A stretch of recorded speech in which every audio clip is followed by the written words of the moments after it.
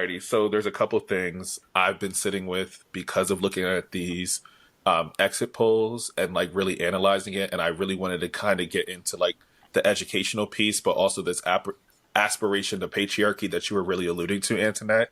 And so when you talked around white male freedom, it is thinking around the ways in which that people want to go back to traditional values that seem attainable. But in reality, there's a disconnect that is happening with the opportunities for men and the development of boys. I think it's actually a skills issue because if they are also, and I'm thinking just from like an education standpoint, more women are going to college, less men are going to college. That's point blank period, and graduating from college. Men don't want to go to school anymore. Men are also looking for manufacturing jobs that make them feel manly. The Daily had a really, really cool episode around the gendered election.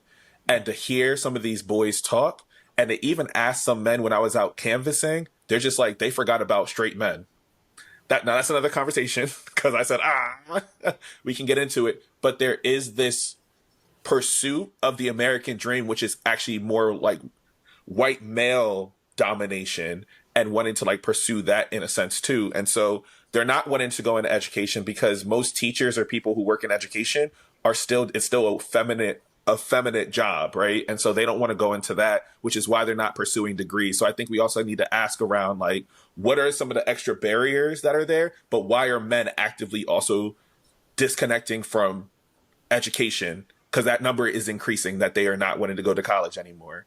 And so it's like, oh, you don't want to go to college, but the reality is, and especially if you're black, you still need a college degree to at least potentially make it into the middle class in some way, shape, or form, to have a fundamentally easier life. But also, when you look at the family structure, the men are not able to bring home the bacon anymore because in reality, those jobs that they are looking for do not pay as much as degree jobs are paying.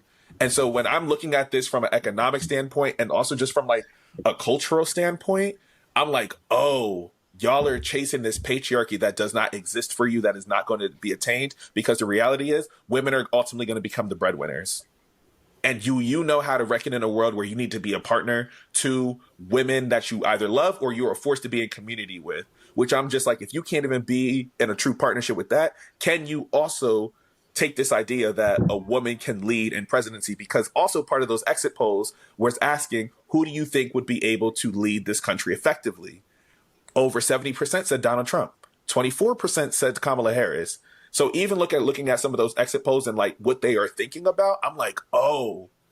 So if I'm going to like focus in on a little bit more of like the young men that also collectively did not want to get off of the couch in order to vote, because Trump's, honestly, his popularity with white people slowly actually went down, but his popularity with people of color went up. The people who were going to vote for Donald Trump were going to vote for Donald Trump regardless. The people who came out for Biden, though, did not come out for Harris.